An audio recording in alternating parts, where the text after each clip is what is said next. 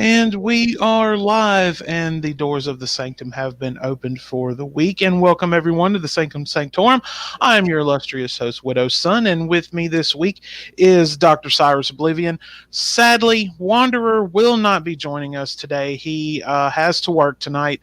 But Wanderer, I see you in the chat, my dude, and much love to you. And while we are on that subject, I'm going to go ahead and say this. We are going to be doing a bonus show Monday at our normal time. So everybody mark that down. I'll be setting up the reminder soon, and it will be just Wanderer and I. I know Doc will have to be working, and I've talked to Doc, and he's cool with us doing a bonus show this week and getting Wanderer to come in because really pumped for that music review, but sadly it didn't work out for this week. But we're going to squeeze in a bonus show on Monday, so everybody be watching for that. Got some people already coming in and hanging out with us. We got Vacuum here, Salty's here, Rage, how's it going? And we have a very special guest with us this week who expressed his nervousness to me just a few moments ago, but we will get to that in just a moment. Doc, how you doing, my brother? Doing pretty good. I just signed up for scuba diving lessons. You're pulling a Lars Ulrich on us and taking scuba lessons. I didn't know he did scuba. Yeah, he does. I might need to rethink my life choices now. Well, people shit on Lars all the time, and honestly, I'm sure that he's kind of a douche in his own right, because we all are. But I got to give props to the man. He's the reason that I started wanting to play drums back in the day. So I still got to show some respect to the man. So, and Faith is here. Good to see you, Faith. So this week we are going to be doing something a little different. We have the esteemed pleasure of having Dumbcky with us. Now, we've been talking about having him on the show for quite a while now, and he and I have actually been, huh? Oh, wait, really? Well, yeah. Oh, yeah. The conversations between the two of us, man. I was getting to that. He and I have actually been talking quite a bit outside of the Sanctum on Discord about music, and he's been sending me stuff, and I've sent him stuff, and there's all metalheads sitting in the Sanctum right now talking. So we're definitely gonna have some good fun. And Doc, I really hope you're not wearing a wetsuit during the show today. No, I don't start going through the certification until December. Man, gonna be too cold to be getting in the water at that point. Oh, I'm also going to be doing dry suit certification? I don't know. I don't scuba dive. So basically, you've got wetsuits and dry suits allow you to put on layers, so then you can go scuba diving in frigid water. Well, suits are typically dry until you get in the water. Well, dry suit. The water is wet. Didn't you know? Dry suit. Okay, so the difference between a dry suit and a wetsuit is a wetsuit lets in some water, so it helps create some insulation for you. A dry suit keeps you perfectly dry. So if you've seen Arnold Schwarzenegger's True Lies or any James Bond movies where they come out of the water and they take off the scuba diving suit, they have a three-piece suit under it or a tuxedo. That's how they're able to do that. It keeps you sealed. So it's no Hollywood exaggeration. It's literally you can have a three-piece under it. Yeah. Because Arnold had that tux on under the wetsuit in True Lies. So, but Dumbcky, welcome to the Sanctum, man. It's a pleasure to have you on for the first time. Thank you, man. Thanks to you for having me. No, the pleasure is indeed all mine and Doc's, and I try not to speak for Doc. We all know he's got his own opinions and all that jazz. So he likes hair metal. Yeah, the old glam metal. He likes Steel Panther so much. I'm sure he's got a poofy wig and likes to dress up like old Motley Crue and Hey, Poison. hey! Don't knock spandex until you wear it. Don't knock the spandex. Yeah, don't knock it until you try it, man. Dude, I'm too fat to wear spandex, so yeah, I'm not even going to go there. I could try. So I had asked you at one point for a link to your channel because I wanted to look everything over and go over. But you tell me you just use YouTube for like podcasts and music like I used to do before I started doing the show, or is it just what's the deal, man? What's the deal? Well, basically, I don't have a channel or anything. I've tried before in the past, but nothing has worked out. But now I'm kind of getting into the streaming thing and Twitch. I actually have an idea to do something for Halloween. So I think that's going to be like my grand debut, quote unquote. Okay. So you're gonna start doing Twitch and YouTube like kind of maybe simultaneously like some YouTubers do. Yeah, basically. I have an idea to do like quote unquote funny video essays on video games and everything, but I'll still have to work things out. Oh yeah. So where in the world do you reside? In a real vocal part of Spain called Catalonia. I'm sure you have seen the messages in the Discord group. Oh yeah. Yeah. Basically, it's very chaotic here. It's very political and it's just a clusterfuck. Oh man, like people always like marching in the streets and all of that. Well, sometimes. Basically what happened is we kind of want independence from Spain and we tried to vote for independence, but Spain sent troops and everything and we got like beaten down. Yeah. Oh man. It's that kind of clusterfuck. Hey man, come to America. Not as bad, I guess. I was going to say, just come to America. I mean, come to America, and if you get homesick, just turn on the news. But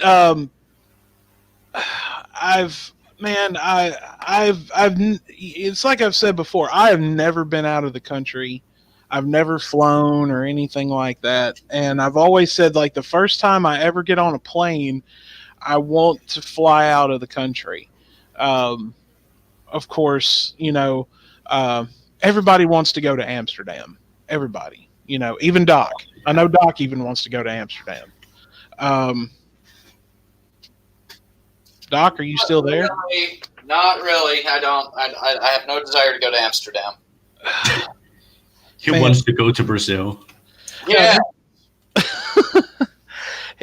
I wouldn't mind going to Brazil. I would love to, or actually, I would like to go to Rio de Janeiro and go and visit and take a helicopter and go and see the big statue of Jesus. The T-posing Jesus. Yeah, I would love to go and go and see that, especially like from a helicopter, But really, Doc, you don't want to go to Amsterdam? I mean, that's like that's like the Las Vegas of Europe without the gambling. I mean, I've been to Amsterdam. It's kind of a long story. Basically, our school wanted to do a exchange trip with students from there, like last December, and it was fun. But it's not as good as some people say. It's average. I mean, I'm sure you have to be like a certain age to really enjoy all that it has to offer. So you have to be a certain age to enjoy most things. This is very true. Well, hey man, just wait, just wait a little bit longer, and then just buy you a ticket and head on out. Go up there. I still have to wait. Go for a few days, and then come back and just be like, man, I think I should just move there. Yeah, I guess. I mean, it's So, the Netherlands, so no one knows. um, I have a feeling that Doc is making food again. Uh, well, I just cooked some waffles Ooh, Why? nice. Why do you wait until showtime to eat? because that's my window to eat, 2 to 6. Well, we're only on from 2 to 4. Well, I have to eat. That's a plot twist. Dun dun dun. It's like I've said before. Doc and I have known each other for years, and so if me and him aren't giving each other shit about something at any given point, Yeah. there's something definitely wrong. There's got to be a problem somewhere. Oh. I was gonna say that people are true friends because they torture each other. Oh God. Let me tell you now. You guys, everybody in the chat, and that listens to the show and everything every week and all of that. I mean, you guys have heard me talk about a lot about my dad. The stories that I could tell you. Oh yeah, and Doc knows the stories. Doc knows the stories. The stories that I could tell you about the practical jokes that my dad used to pull on all his friends and buddies that he worked with when he was a firefighter. Man, that I'm going to tell you right now, I ain't got shit. I don't have shit on my dad. My dad was the ultimate practical joker that I ever met in my entire life. So, I'll give you a good example. Him and one of his best friends, whenever they would talk to each other on the phone, there was they would always one or the other would always call the other one a son of a bitch. And he was telling me one day that his best friend Steve had called him, and they were talking on the phone, and Steve stopped him, and he said, "Are you mad at me?" And my dad goes, "No, why?" And he's like, "Well, you didn't call me a son of a bitch." And he's like, "Well, I'm sorry, you son of a bitch. How you doing?" And so, but yeah, Doc has heard the stories, and um, I and it's a shame that he heard them from me and not from the man himself's mouth, because I mean there's just little well, highlights and stuff that he could always put on, and I heard the stories a million times over the years. But but you're right. If it's a sign of a true friendship when you can give the other person shit and they just give it right back to you. So Yeah. Doc, you were laughing, and I thought you were about to say something. I didn't mean to interrupt you. Well, I was gonna say like I can't remember the name of the guy that your dad always pulled those pranks on. Oh yeah, but like the one where somebody grabbed him and. Oh yeah. Oh okay. All right. I'll tell you what. I'll share. I'll share one story. Um, my dad was a firefighter for over 20 years, and used to drive the tanker truck, the water truck and everything for when they get called out. And then he had some health issues, and they offered him early retirement, or he could transfer and he could become in-house dispatcher, basically sending out any of the fire stations in the city that Doc and I are from. So he transferred, and pretty much like a majority of the guys that he knew and were real good friends with all worked at the station that he had transferred to. Well, one of them, they always would fall for anything, any practical joke or anything that they could ever come up with. And one night, the guy that I'm referring to, his name is Richard. And Richard used to do what they called the airport run because the little airport in the city we're from, they have a little fire station out there, and I think it's one person from every station in town would go out there for part of their, like half their, like, a portion of their shift. So that gave them about 8 hours to come up with something to pull. Well, one night, they got the shortest guy on the shift was a friend of my dad's. His name was Ricky, and everybody in the dormitory where everybody would sleep on their shift had a locker, and there was a ton of them in the dorm room. Well, Ricky was short enough to actually fit inside of one of those lockers. Oh no, I think I know where this is going. So, it gets better. Let me wait. There's more. So basically, that's where they would put their what they call their turnouts. Their boots, suspenders set up, and stuff like that. And that's where they would hang like extra uniform, uniform shirts and stuff like they would wear around the station, and all of that. Well, Ricky climbed into Richard's locker and stood behind his turnouts and his extra clothes where he couldn't see him, where nobody could see him. Well, Richard come in from the airport run, and when he would typically when he would come in, everybody was already in bed, and he knew that my dad was in the radio room, which was at the front of the station, because that's where my dad had to sleep in case the phone went off, because he'd have to get up and answer the phone and get ready to send everybody out.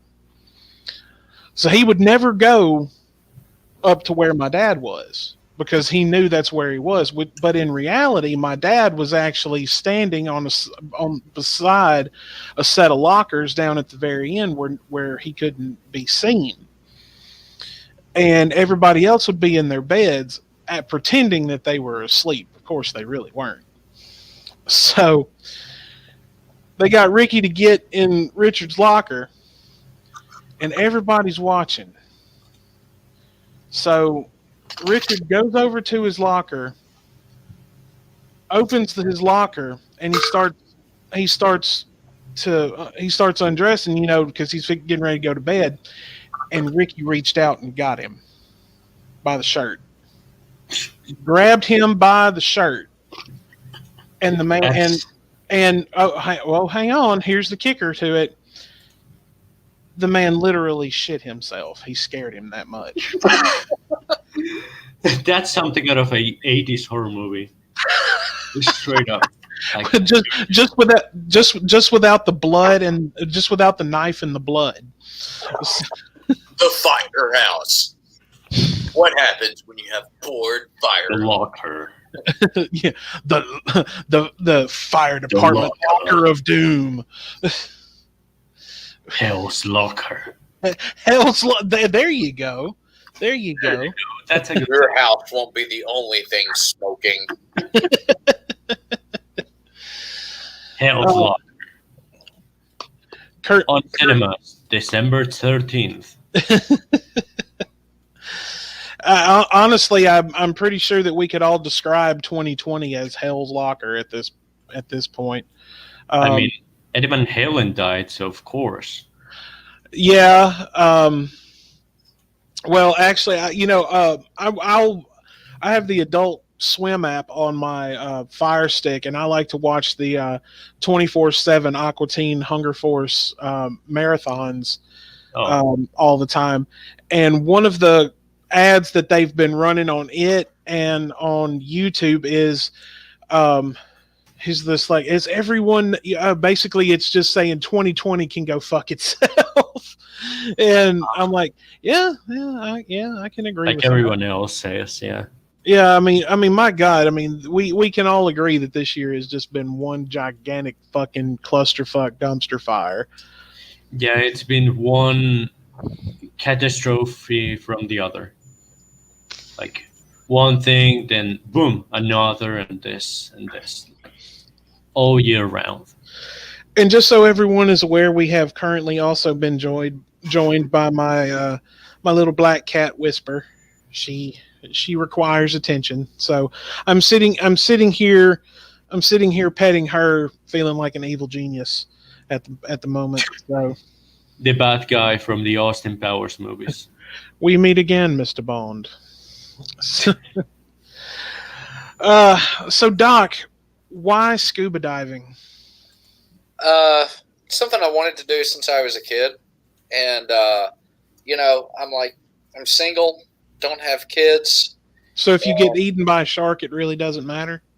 Pretty much, yeah. Yeah. Well, I mean, it would matter to everybody here. I mean, my God, do you really think I want to get that phone call and be like, hey, Doc's dead. What happened? I got eaten by a shark. Well, wait, I wouldn't actually be the one calling you going, I got eaten by a shark. I know that, you dumb motherfucker. I'm talking about getting a phone call from somebody in your family being like, hey, I just wanted to let you know Doc's dead. What happened? He got eaten by a shark. Well, I'm sad and dismayed, but I can only expected. No, honestly, I would just have after I got off the phone, I would just have to go, I told you so. I told you so. I hate to say I told you so, but there you go. I'll go ahead and squeeze that in now just in case it happens. I hate to say I told you so.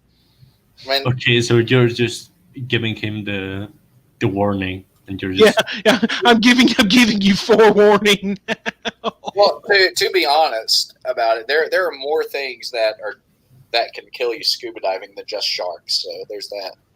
Yeah, like pressure and the thing failing and dying. Yeah. Why, he can have why each certification, that certain certifications only allow you to dive to certain depths. Like the most you can dive to with the open water certification is 40 feet. Yeah. Is that deep or in? I'm not American. I have no idea. Yeah, let's get the conversion out. I was gonna say, remember, everything is metric system over there. Okay, so and in most of the world. Yeah, well, except for America, because we, for some reason, we just think we're better than everybody. So okay, yeah, America. So someone who is 6 foot tall is 1.82 meters. So 40 feet would be 12 meters. Oh, okay. It's not that deep. Yeah, but it's deep enough to where you feel the pressure, and then you got some where they let you go deeper, and you can keep going. Wanderer says the shark was a bounty hunter hired by him.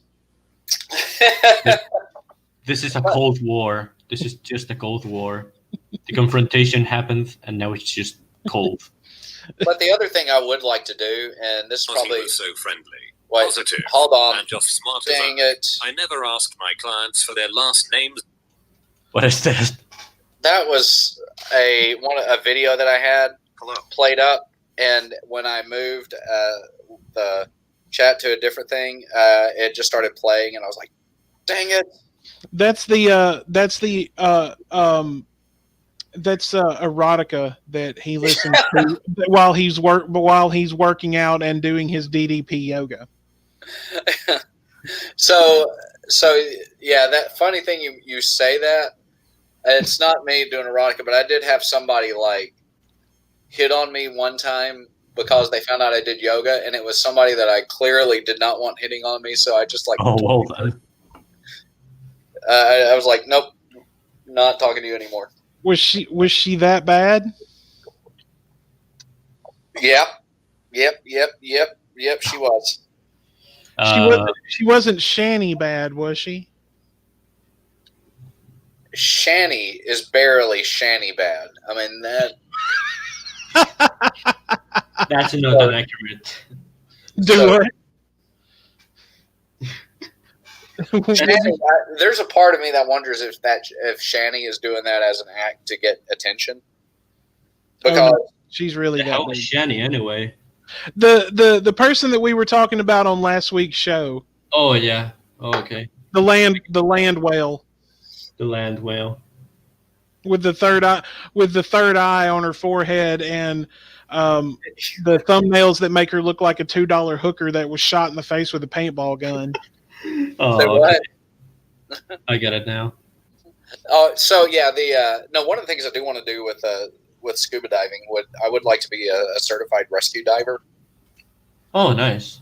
So when they're like, hey, we need you to go to the bottom and see if you can find some dead bodies or something. He wants to be the David Hasselhoff of the scuba world. I mean, I've got a hairy enough chest as it is. I don't have anything because puberty hasn't hit me still. You'll get there, man. It's okay. It's okay. I'll get there. I'm just 15. I love how Rage is like, but, son of a bitch. Did you just call me a son of a bitch? No. Rage called me that. You ask Reddit, son of a bitch. Dude, I want to highlight comments, but I have my arms are occupied by this little black kitty right here. So mine's aren't. Oh gosh! But can't only the host do that? Yeah, only the host. Yeah, I've tried. So, all right, Whisper. I'm gonna put her down right beside me. So one of the groups that I'm in on Facebook is called. Speaking of Reddit, this reminds me. One of the groups I'm in on Facebook is called the Entitled Mombies Are At It Again. Oh no! Oh no! and so yeah, they do post a lot of quotes from Reddit, like a lot of screenshots from it in there with text to speech voice. Yep. Dude, some of that stuff is like when you're working. I'll be honest. When you're working and you're like, okay, I want to hear something that's interesting. Some of the there used to be people who would actually read those stories, and now they've all gone text to speech, which is sometimes funny because you get the grammatical errors in it. Yeah, which just makes it even funnier. Well, so, actually, apart from that, feel lazy. Well, actually, if you go like onto YouTube, you'll find people who will like. I like to watch a lot of the horror channels. Yeah, like Let's Not Meet. I love the stuff like that's on Let's Not Meet and stuff like that. Yeah, he used to go by the name Rob Dyke on Rob Van Dam. Yeah.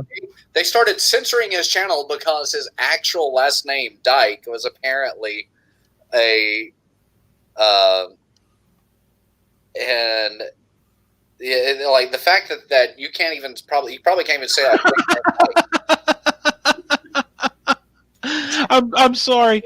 Apparently, Wanderer's listening to us out loud at work, and the people he works with. Apparently, somebody he works with thought he was losing his mind. All right, let's kill. I like this. You have to kill. The voices are real. The voices we are real. Give in. Go to Subway. What? I don't know. You want to be a voice in someone's head and you want to tell them to go to Subway? Yeah, why not just tell them? Buy a foot-long sandwich. Exactly. Like, why not just fucking tell them to like go to like JCPenney and buy a pair of jeans or some shit? Okay. You know? Yeah, it's just JCPenney and buy a pair of jeans. It's just a Subway commercial in someone's brain. All life is a Subway commercial. Dude,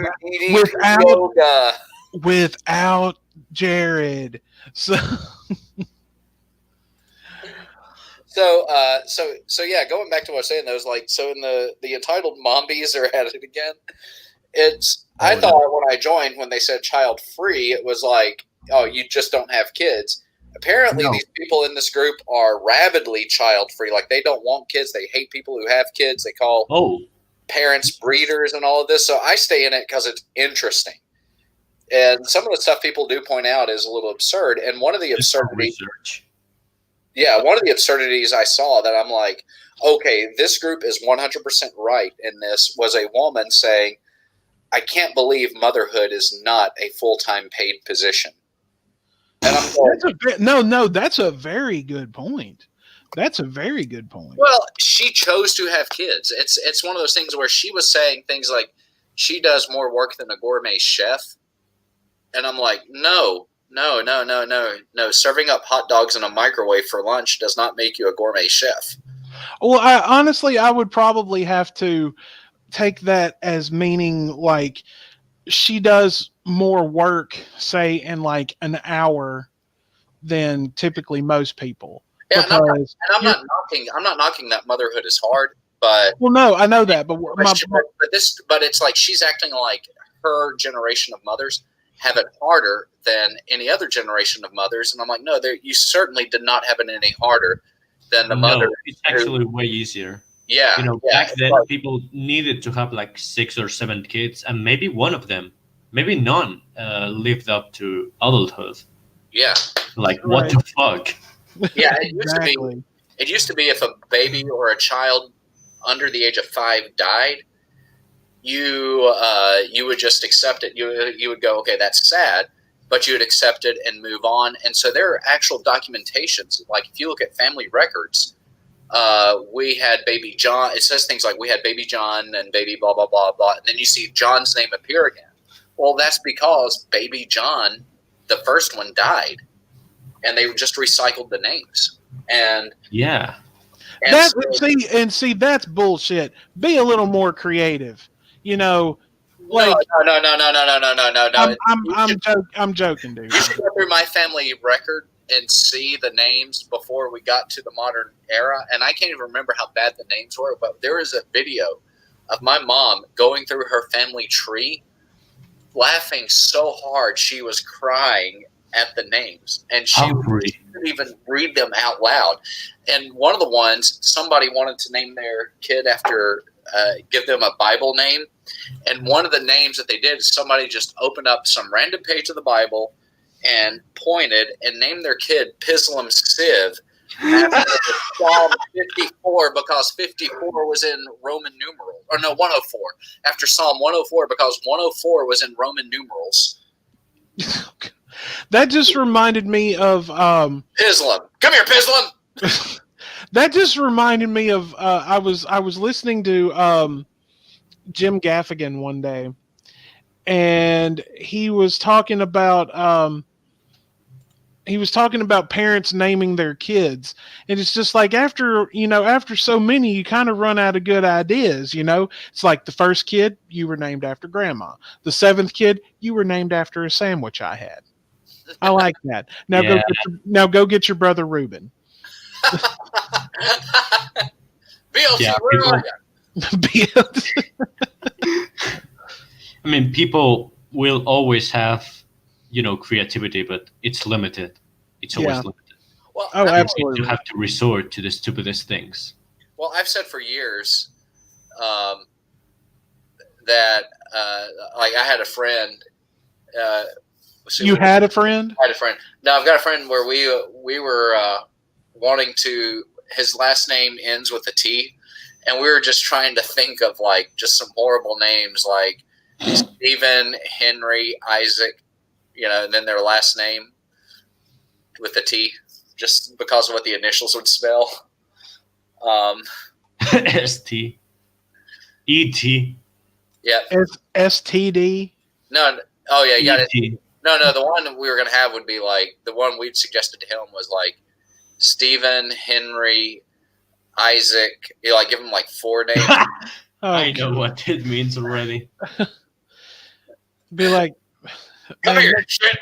That kid would get his ass beat every day. Well, it's going to make it tough. It's like a boy named Sue. No, honestly, I'll tell you a cool name that I would so name my kid. Sven. Swedish, eh? Sven is a fucking badass name, and it all like I always think about. Dumbcky, I don't know if have you seen the movie Fear and Loathing in Las Vegas?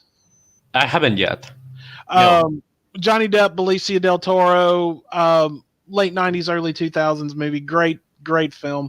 Okay. Book written by the amazing Dr. Hunter S. Thompson.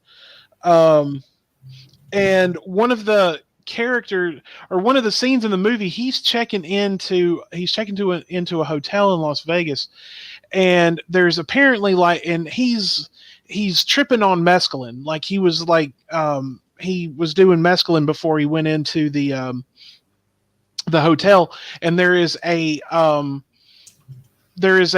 convention of police officers going on in the hotel he's checking into, and there's this police chief. He's getting pissed at the front desk clerk because he was late and his reservation got moved. And Johnny Depp's character just like walks around and is just like, "Hey, let me get out of your way real quick."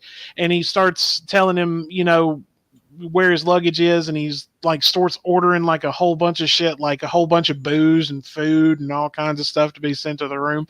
And the clerk looks at him and he was just like, if you need anything, don't hesitate to call me Sven. And he's like, "All right, Sven." And I'm like, dude, that is such a badass name. Like it is. Sven is a Swedish name, by the way. I see. Yeah, Definitely Swedish. and I'm Irish, and I'm talking about like naming a kid a Swedish name. It's just like, what the fuck is wrong with me? Well, It's a great show. that's actually kind of in keeping with history, though, because when the Vikings and other Nordic groups came in and sacked Lindisfarne and other places on the British Isles, they spread their genes there, and from what I understand, the long-seated hatred of or aversion to people with red hair in England is partly because of that. Because the Vikings had so much red hair in their genes that more redhead people started popping up after their invasions. Well, then they should learn to wash their jeans. Yeah, just wash your jeans. Put them in the fucking lawn. Put them in the fucking washing machine, man. Come on, it's not that hard. Exactly. Jeez. Yeah, It only takes like that for me because I don't want to be wrong. But it maybe takes only like maybe 5 minutes to get them going. Jesus Christ, get up off your lazy ass and wash your goddamn jeans. But anyway, so Dumbky, you and I have talked quite a bit outside of here, in the chat and everything, and we've been sending music back and forth to each other. Yes. And you have amazing taste. You actually, thank you. Tell me, in your little corner of the world, how did you find metal? Oh, good question. It's actually from a mainstream place, believe it or not. I actually got it from a pretty mainstream place, being Eurovision. Does that ring a bell? No. No, okay. So there's this thing called Eurovision, which is a European song contest. Basically, when I was really small, well, I should continue explaining. Every country sends an artist and like a song or two to the contest, and whoever wins like gets real famous and everything. So one year, Finland decided to just send a metal band. But here's the fun thing. They're like dressed up and everything. That's how I got into it. I got really into the band when I was real young. I actually bought one of their records when I was like 4 or 5. I still have it right here if you want to see it. It's pretty cracked. Yeah. So basically, I got really into the band and I discovered their influences, which were like Kiss and Alice Cooper, and then I went from there to death metal and everything. Who was the band? Lordy, you can Google them. I've heard of them. I'm not really. I've got somebody I know from like a long time ago. They got really into them, and he played some songs for me, and I just really couldn't get into it, like Oh, style and everything. But then he looks at me and he's like, "But dude, you like Guar?" And I'm like, yeah, yeah. because Guar is fucking brutal as fuck. I mean, have you ever seen like one of their fucking stage shows? Like there's Yeah. like fake blood and vomit and urine and I mean, all kinds of shit. I saw them live actually right before quarantine, which is like my top 3 concerts because it has sentimental value and everything. But they do have a quite the stage show too. They have a chainsaw. They bring out an A solo. They rip someone's heart out on concert, like live. You, It's crazy. you're talking about the chainsaw. There, like, there's an American band called Jackal, and that is Oh the yeah. yeah. That Oh. is the band that turned the chainsaw into a musical instrument, because on one of their songs, I can't remember on which It's the album. song Chainsaw. Is it? Yes, that's the name of the song. Oh, I Oh, Dude, yeah. they were kicked off of Rush's Roll the Bones tour because the lead singer was EQing the chainsaw, and Eddie Lee came by and saw him during sound check and said, "What are you doing?" And he was like, "Got to EQ this chainsaw, man." He was like, "No, you don't. Get off the tour," and kicked him off in that moment. oh, Yeah, because literally in that song there is a chainsaw solo. oh! I gotta listen to that. That's what Jacko it sounds like. Jacko Pigsaw. Oh, hey, Widow, do you remember when Jackal got banned from our hometown's Coliseum after they built it? Yeah, because they came and played a gig, and then like right after the gig they got banned. Yeah. Oh, the lumberjack. Okay. Do you want to know? Yeah. Do you want to know the name? Yeah, lumberjack. You're right. I'm sorry, I got the wrong name of the song. Do you want to know why they got banned? Did you? Yeah, Oh, I want to know. yeah. So- I never found out why. So Jackal, they were opening up for ZZ Top. It was the first concert in our new stadium, and Jackal was opening up for them. And there was a list of rules, and the guy who had it built was very fundamentalist and very strict in his rules. And one of the rules that they had was like no cursing and then no nudity. And the lead singer gets up there, says, "F this," turns around, moons the audience, and wipes his butt with the rules and throws us out to the crowd. And they were banned.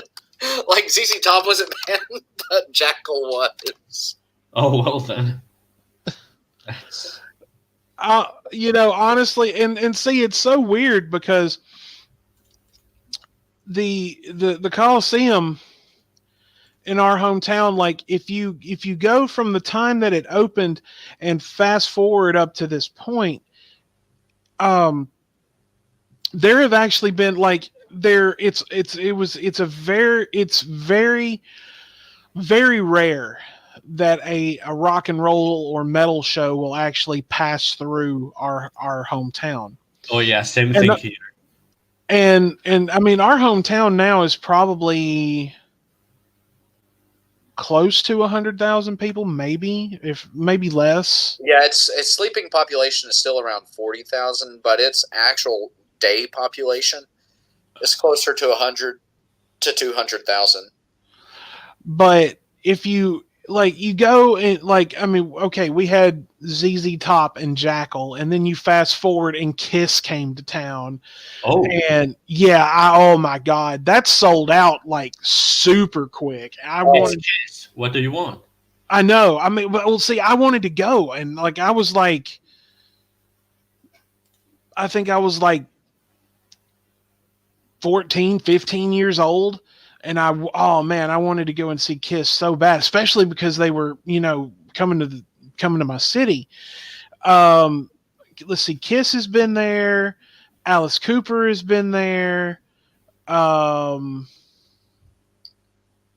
Aerosmith has been there, which honestly, I mean, I like Aerosmith, but I like old Aerosmith, like Diamonds and Toys in the Attic, Oh, and Get a Grip was a good record. Get a Grip was the Aerosmith album that I actually Get a Grip and Toys in the Attic were actually the two Aerosmith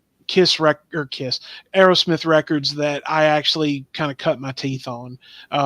Just kind of got introduced to Aerosmith, and I like Aerosmith. I just don't like their newer shit. I cannot stand it. I'm just like, it's like with this Deep Purple. Honestly, their Yeah. new albums aren't that good. Like especially the last one. Oh, yeah. I mean, you have to go back into like the 70s Machine Head, yeah. for Deep Purple. I mean, there's just no other way around it. It was basically like once Richie Blackmore left Deep Purple. I mean, now granted they brought on Steve Morrison, he was great, but it was all of the legendary stuff that Deep Purple did was with Richie Blackmore. Oh yeah. Let's see who else has been there. Disturbed came to town one year. They came to town with Avenged Sevenfold. It was No. Disturbed came to town with Seven Dust. Oh, okay, Seven Dust. Because I remember there was one tour they had where it was Avenged Sevenfold with like 3 other bands. And the 2007 metalcore, just Opus Eponymous, like the grand right. Well, see, I went to the Disturbed show. I went and saw Disturbed and Seven Dust, and that was fucking awesome. Like they actually, like Disturbed and Seven Dust both put on a really, really, really good show.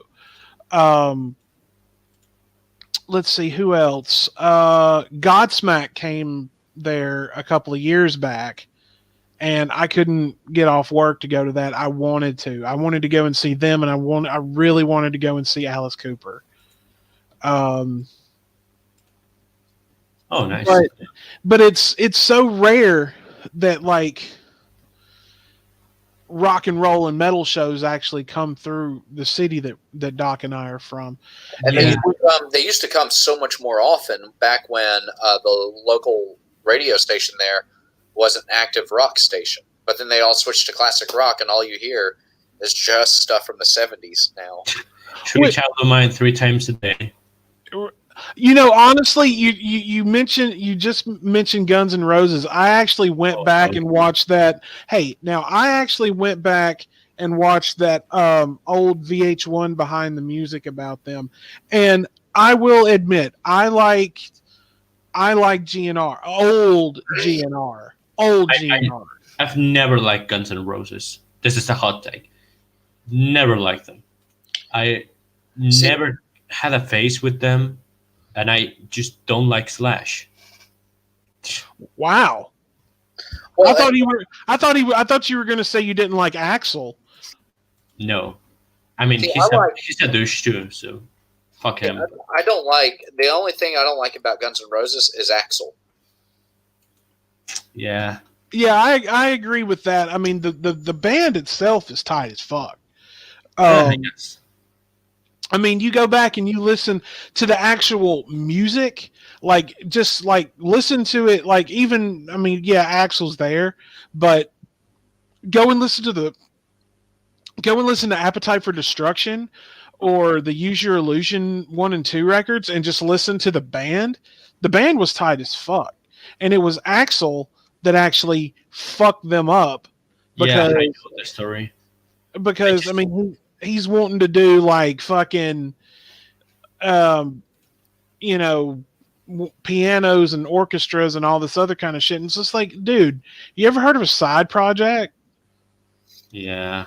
Like go form another goddamn band if you want to do that shit. You started out as like, you were basically, to me, like in a way, Guns N' Roses with their Life of Excess and all that other kind of shit.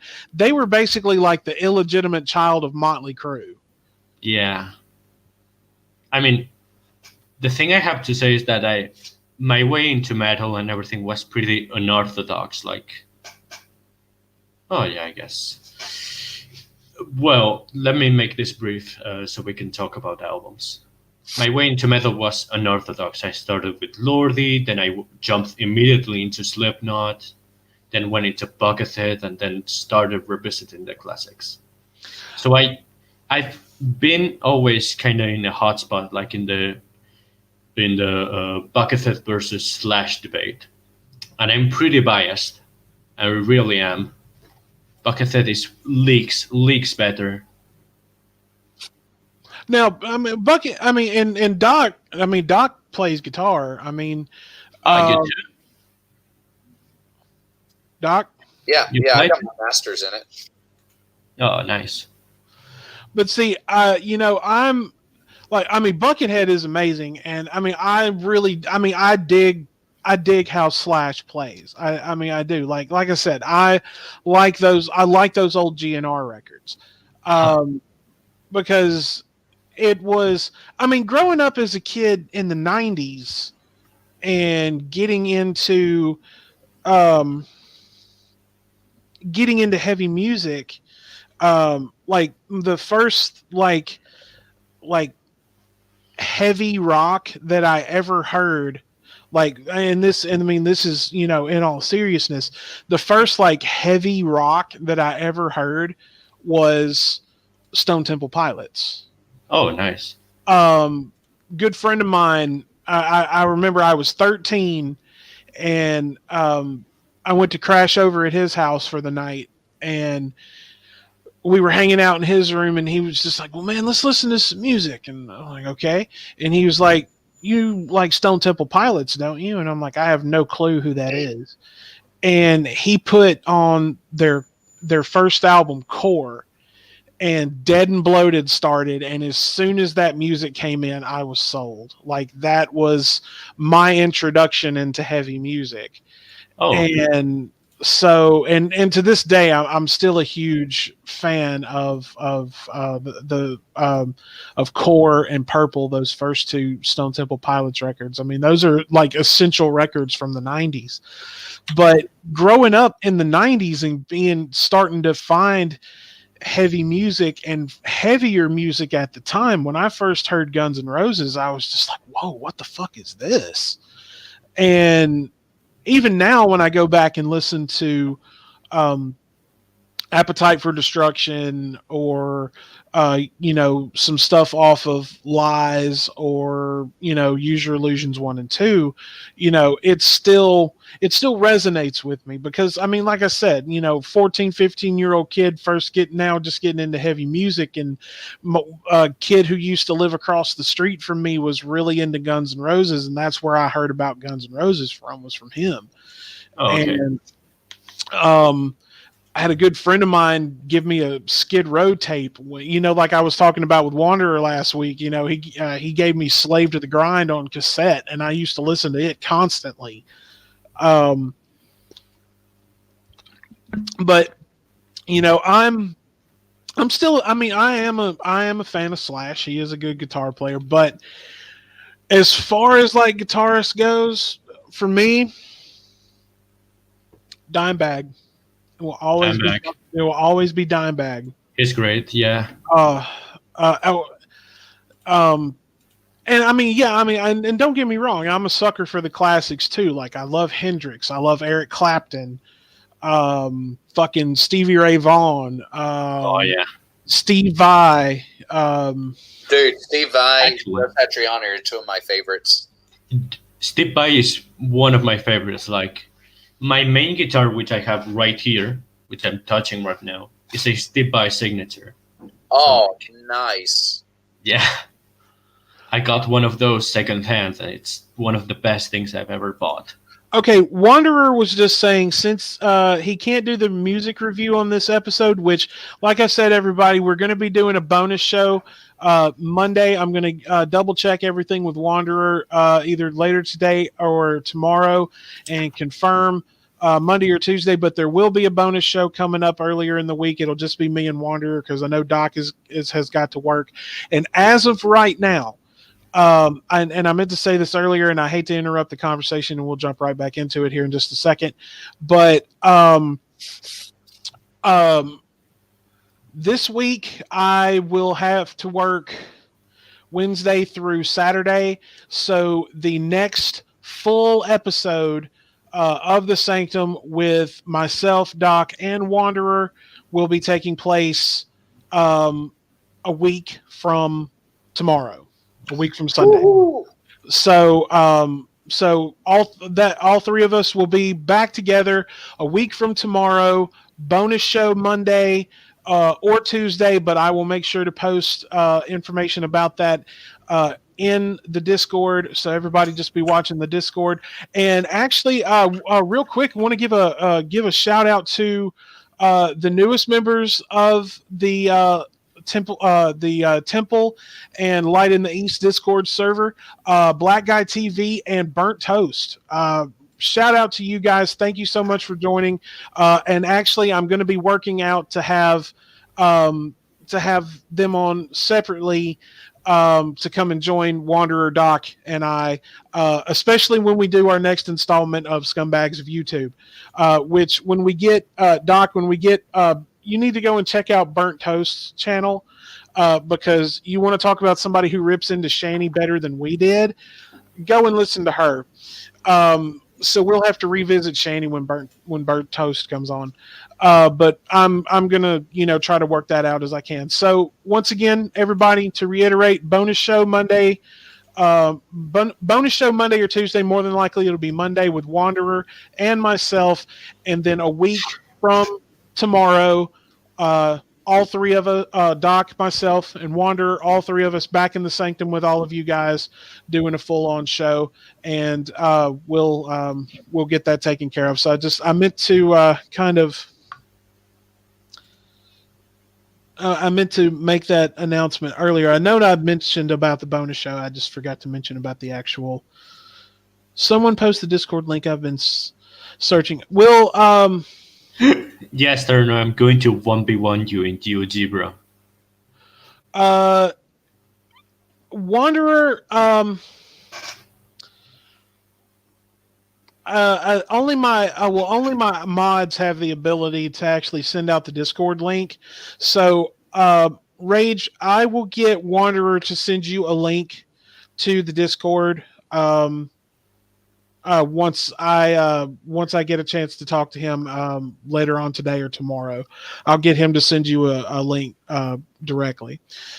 So sorry about that, you guys. Just I meant to finish making all that announcements, but I knew we needed to get rolling, and it just happened to hit me.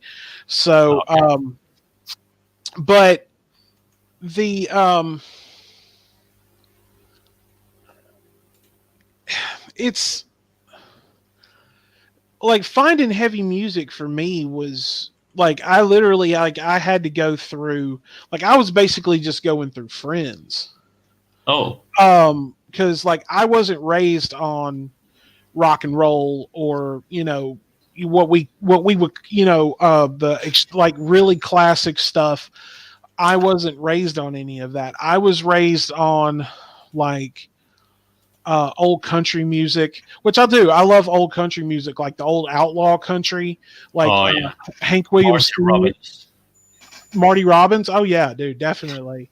Hank Williams Sr., Johnny Cash, early Merle Haggard, old Waylon Jennings, stuff like that. I mean, that's what I grew up kind of listening to, and then a lot of stuff from the 80s and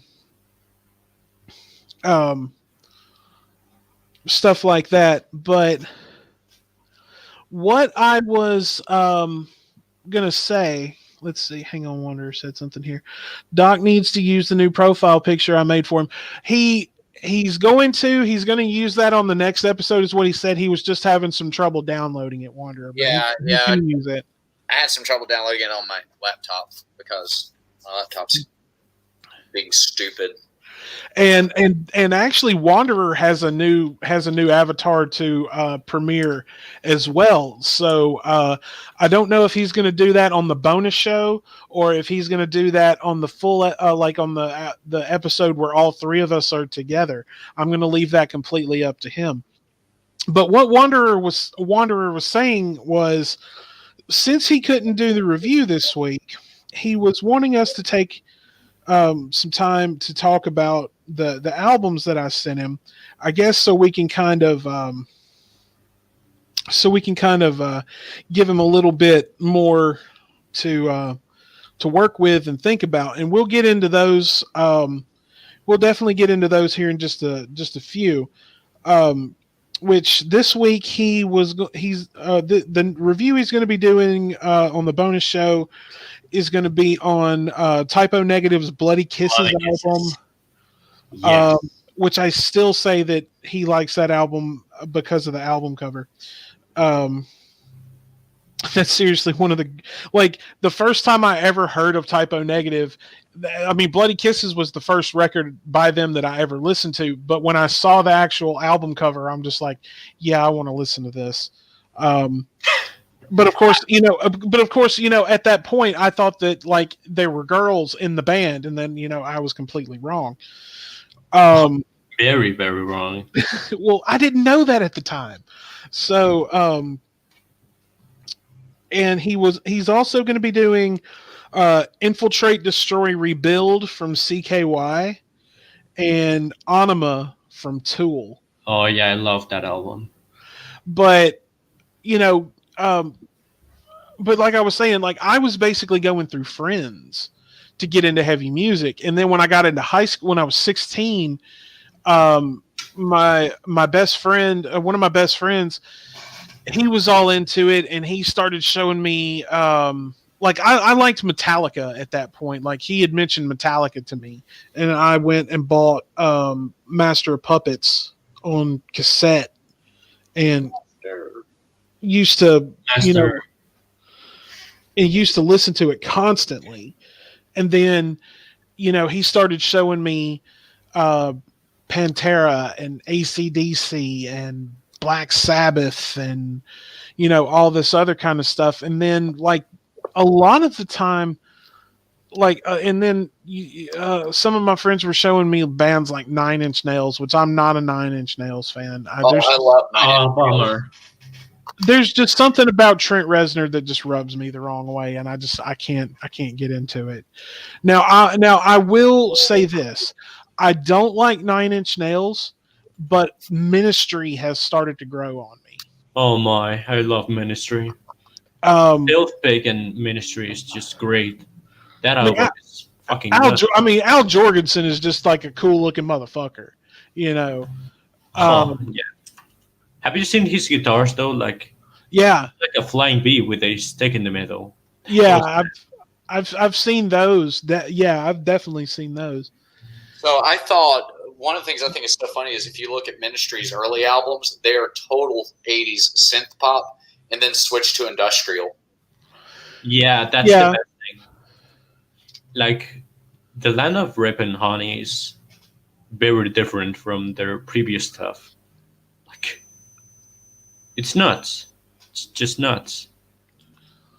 And Doc, to answer your question, can we do? That's actually a good point. I just saw the private chat, and that was my bad. We've been talking about music and everything, and I've just been really distracted. As of right now, like I said, we'll be doing a show a week from Sunday, which would be the 25th. But I'm actually supposed to be off on Halloween. So we can either do we can either do the Halloween show either on the 25th when we're all back together, or we can wait and try to do it actually on Halloween. So we're definitely gonna have a Halloween show. Why not do it as a two-parter? A two-part like the Revenge of the Widow. Do what? Nothing. Were you saying? Giving you ideas for the. Were you saying? Should we have? Are you saying we should have an Electric Boogaloo show? Is that what you're telling me? Yeah, definitely. Sanctum Sanctorum 2, Electric Boogaloo. but I started finding like and one thing I've always heard about being into metal and rock and everything is once you start finding all these heavy bands that you really get into and you're There's into no them, going like, back. well, that's the other point. But the other thing is you're always looking for something heavier. Like you want something more Yeah. than what you've been hearing. And then that's when I started on my own finding band like death metal, like Cannibal Corpse and 6 Feet Under and Torture Killer and Oh, yeah. um, Death. fucking Death and Napalm Death and I one of my favorite. Opeth. Do what? Opeth. Actually, a friend of mine introduced me to Opeth. Like I had never heard of them at all. Never heard of them. I was actually hanging out at his house, and basically what he told me, he showed me. He wanted to listen to some of it, but I'd never heard of it. This is what he did. He basically told me to get off of his couch, get back, go get in my car, go to the record store, buy Blackwater Park, take it home, listen to it twice, and come back and see him the next day and tell me what I thought about it. And that's exactly what I did. I had been there maybe an hour, and he literally told me he was just like, "Leave now, go to the record store, buy that record, go home, listen to it twice, bring it, and then come back and listen and talk to me tomorrow." And that's what I did, and I fell in love with Opeth at that point. Oh. But then once I was into all this, and I'm a huge Immolation fan. Like that, Oh, yeah. Immolation is one of the greatest fucking death Yeah, metal bands that I've ever. And I actually got to see them live. Oh, nice. They opened for Mayhem. I saw Mayhem live. Oh, my. Yeah. Did they cut their veins or? No. The venue that I saw them in was kind of small. And so they didn't have like, the big like metal inverted crosses and all that. The big heads. All of that on the stage, but it was still super, super cool to see. And I got to meet Hellhammer actually. Nice. And me and my buddy, like he stood there and talked to me and my friends for like almost like close to an hour. And we were just asking him questions and he was just telling us stories and all kinds of shit. So we were actually getting to hear the stories that like a lot of the stuff like you were hearing about Norway in the 90s, the church burnings and shit. Like we were literally just asking him about everything that went on, and he told us stories and answered our questions and everything like that. So we were literally getting to hear it from somebody who was there, which was really, really cool. Nice. But yeah, Immolation, and there's actually there's a Dumbcky, there's a band that I've been meaning to send you the name of that you should check out. They're called Black Anvil. Oh, man. You like Black Anvil? I've heard a few songs. Their very first record, they actually were the first band. Like it was the tour that I saw was Mayhem, Immolation, and Black Anvil. And Black Anvil got up there and they fucking ripped. They were fucking amazing. And I got to meet their drummer after the show was over. And I looked him dead in the face and I told him, I'm like, man, you guys made a new fan tonight. I had never heard of you up until this point, but you guys made a new fan tonight and I want to buy your record. And he was going to hand me their newest one, and I said, no, I want to buy your very first record, the very first record you guys ever put out. That's the one I want. And he handed me this album. It's called Time Insults the Mind. Okay. Go and listen to that record. If you have not listened to it, it's unreal. It is so good. Okay, I'm going to listen to it whenever this finishes. But, one band that has gotten me like, you've made a new fan tonight, was Tribulation. Have you heard of them? Tribulation. No, I haven't. Tribulation. No. Basically they opened for Ghost last December, which is when I went to see Ghost for like the third time. You see, So, I'm really iffy when it comes to Ghost because I loved their very first record, the Blue record, the very first one that came out. yeah. But everything after that has been so commercial, and that's one band that I didn't expect to Yeah. to kind of blow up like that. It's still good music, even if it's commercial. Like Meliorate's a 9 out of 10 any day of the week. I'll have to go back and listen to stuff from past the first record. Send me that band's name. I'll have to. Tribulation. Well, no, just send it to me in a DM so I don't forget it. Oh yeah, you need to listen to the last 2 albums because those are the best ones. But yeah, after I found black or death metal, I started, that's when I started hearing about all the crazy shit that was going on over in Norway. And I was really iffy to get into black metal at first because just because of the imagery and all of that. Like I wasn't into all of that shit. But then when I got a little older and I got into college and I actually started reading books and getting a better understanding of, religious symbolism and all this other kind of shit, I'm like, you know what? Fuck it. And I listened to a little bit of Mayhem at that point. I was going back to the classics, basically, Mayhem, Burzum, Gorgoroth. I bought, I remember Marduk or the section, man. You can't forget the section. Oh, actually, I didn't hear of Dissection until probably about 10 years ago. Oh. So, because see, like I said, I was just kind of dipping my toes into the water with that when I first started listening to it. But now I've actually found a lot of really good,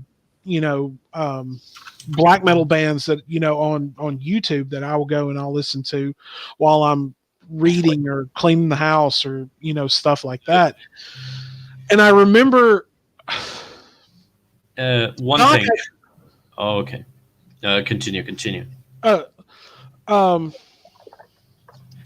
Let's see. Rage has asked me something. Hey, Widow, could I interest you in a goblin toad?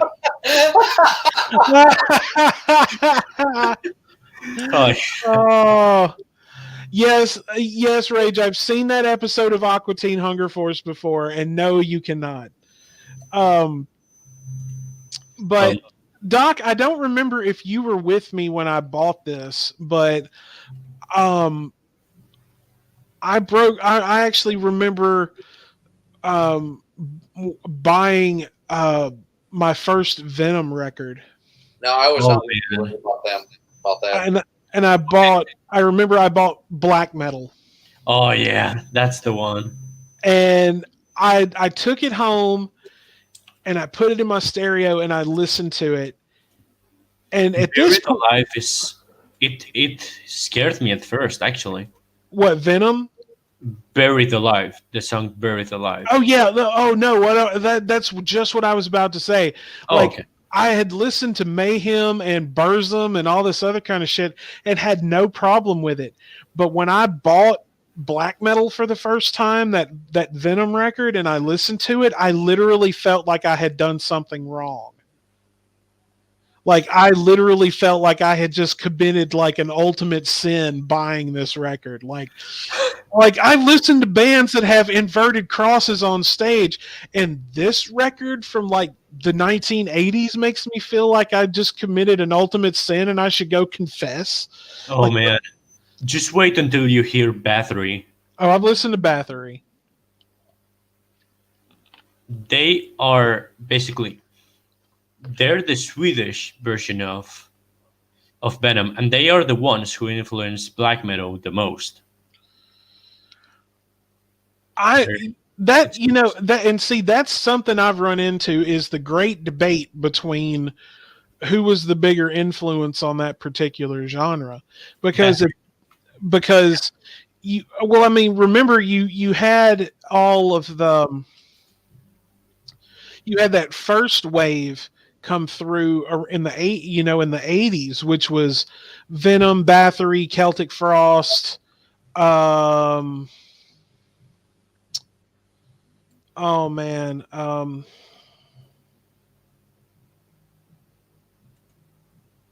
Merciful Fate. Oh yeah. King Diamond, Merciful Fate and King Diamond, I mean, they're two different bands, but they're just basically the same guy. It's the same guy. Yeah, I had a friend in college describe because I hadn't really listened to much King Diamond or seen pictures of him that much at that point, and she said she was like, okay, imagine if Gene Simmons had a love child with a Mexican wrestler, and you've got King Diamond. And I looked up his picture and I was like, oh my gosh, he does look like a luchador wrestler. Yeah. Which King Diamond, I mean, his voice is very unique. It's very operatic, and he can hit some serious notes. But that first wave. But I mean, and Bathory, like, Dumbcky, have you ever read the book Lords of Chaos? No, but I've read the book of Swedish death metal. I've been wanting to read that. It looks so good. I have it on physical, actually. It's on Amazon. I just bought 2 new books, as you saw in the Discord server yesterday.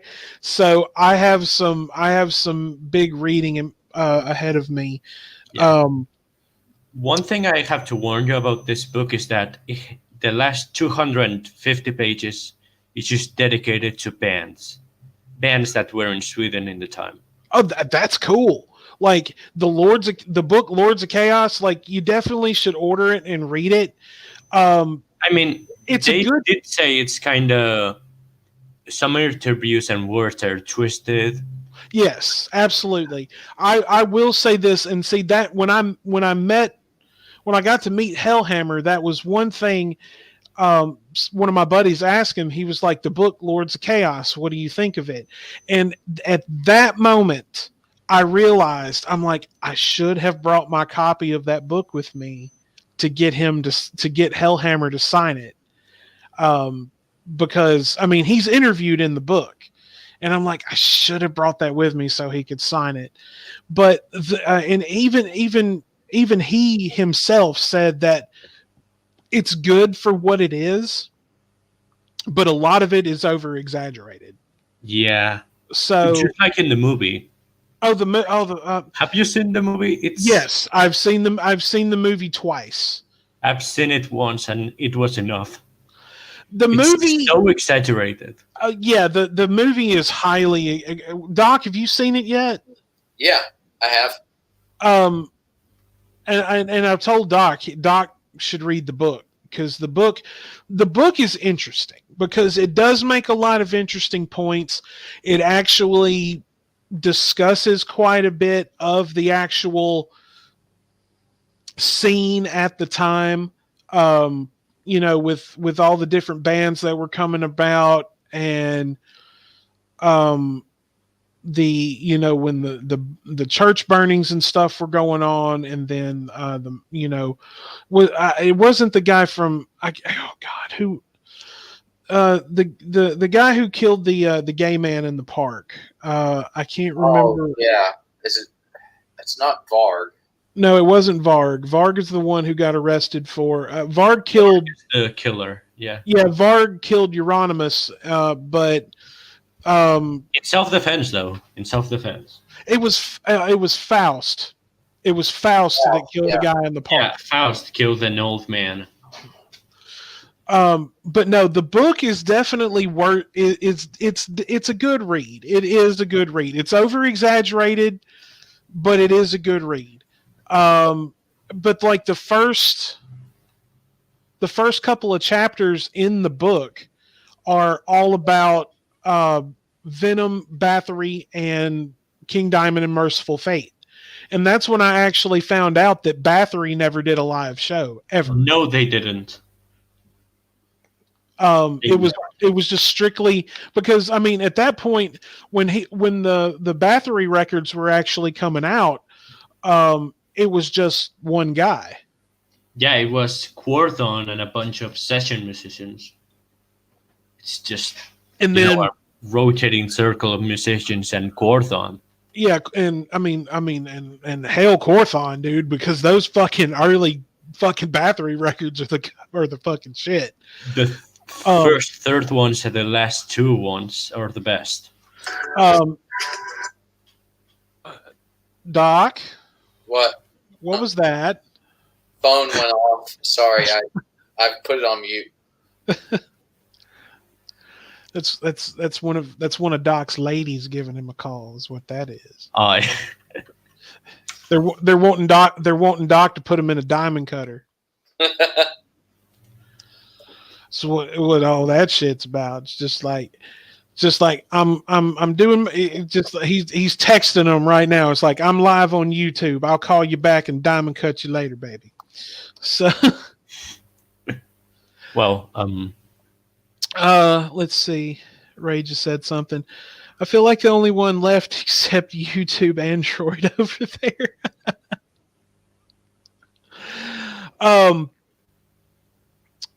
But the first three chapters, or like the first 3 or 4 chapters of the book, are just all about Venom, Bathory, King Diamond, Merciful Fate, Celtic Frost.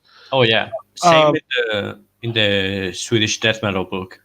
The first like 200 pages are dedicated to the influences and Bathory. And there's even a portion of black metal there. And I've got when I because every copy that I've ever found of that book has been like it's been like $30 or $40. Yeah, it's an expensive book, but it's way more than worth it. Now there is actually a Mayhem anthology book. I know. It's full. And I've been wanting a copy of it. There's another one. Let me pull up.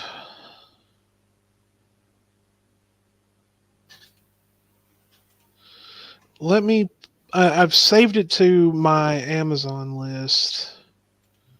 Oh, did you go and while I'm looking this up, Dumbcky, did you go and listen to that Deadlights record that Wanderer posted last week?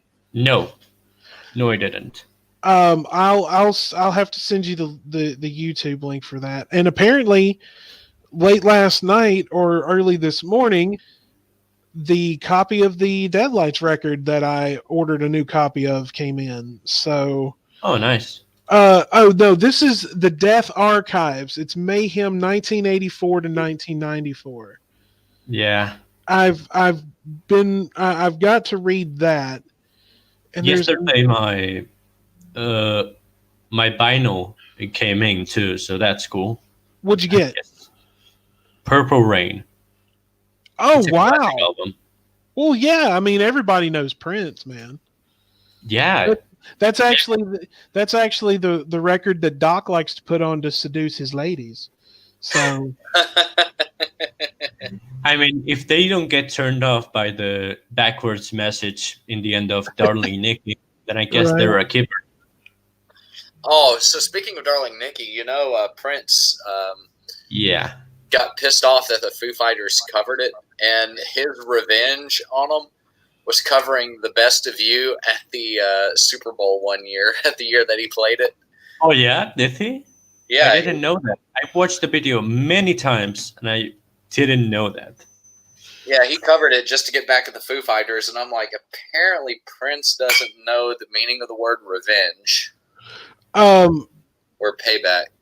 Dumbcky, is that book called Bloodfire Death, the Swedish metal story? No. It's just called Swedish death metal. Okay, I can give you the editor. so you can. The book that I've been wanting to get that is now over $100 is called True Norwegian Black Metal. Oh, that one's great too. Oh, have you read that one? Yeah, Oh man, that one is mostly a picture book, but god damn it, is it good? I want to read it so bad. It looks so good, but I really want to get a copy of that the Death Archive, the Mayhem I 84 to sent you the 94. link to the book in the main page, so you can see it. Oh, okay. Yes, I know. Okay, now looking at the cover, I know the book now. Okay. I'm just gonna have to. I'm gonna actually pull up that link right now on my phone so I can look at it. Because it. God, wow, $25. I mean, wow, I can get it cheaper on here than I could ever find it anywhere else. Yeah, I'm gonna definitely hang on to that link so I can Okay. order me a copy of it.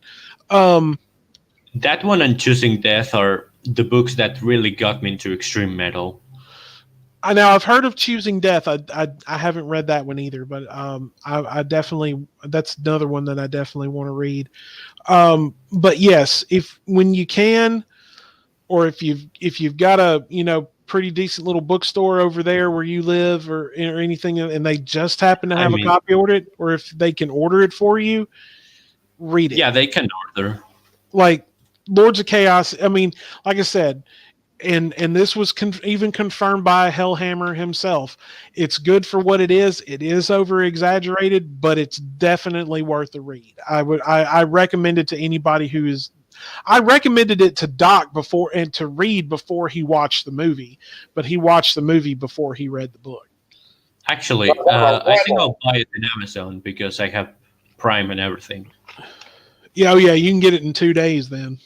In 1 day sometimes. Oh wow! Actually, like last week I bought strings because I broke one. Whammy bar problems, and I got them the next day. Do you have a Floyd Rose tremolo? I mean, it has deep by guitar. What do you think? It's what? It's a Steve by signature. Oh yeah, you're right. Yeah, it is Floyd Rose. Well, no, they made one that's a hardtail. Oh yeah, that's true. But most of the Steve by ones are whammy bar, so of course I had problems. You should look into getting you a dime bag signature. Oh, those have those too. Well, of course, because I mean that he was known for using that whammy bar. Yeah. Like in the dime squeals. The Domination live video from Russia back in the 90s, Before the breakdown, yeah. Oh man. The massive squeal. Yeah, when he pushes up on them strings and just hits that whammy bar and just takes that one hand off the neck of the guitar, I'm just like, God damn it. How the fuck can you do half the shit that you do? But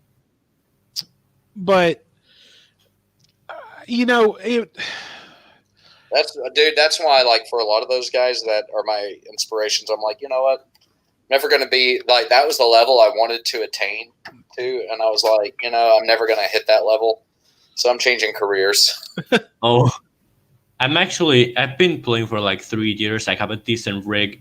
I can actually shred. So I'm just determined. I'm going to get there.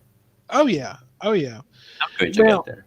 Now, all right, let's but yeah, definitely order Lords of Chaos, and once you order it, get it and read it, get back to me and tell me what you think. Because like I said, over exaggerated, and it was confirmed, but it's definitely a page turner, and it's worth the pictures in the book, tell a good story. Also, like, there's one chapter, and it's towards the end of the book, but there's one chapter that's completely about bands associated with Satan. NSBM. Oh, which I will go depressing ahead. suicidal. Oh, nationalism. Yeah, the And national black National metal. Socialist Black Metal, and I'll say that right Oh now. man, Fuck that shit. Fuck Nazi black that shit. metal. Yeah. The music's great, but fuck that shit. The views. Yeah, exactly. Like, how are you going to be a socialist band, like, into Nazism and Satanism simultaneously? Those are two completely, like, those are oil and water, basically, Yeah. when you really think about it. And it talks about Graveland.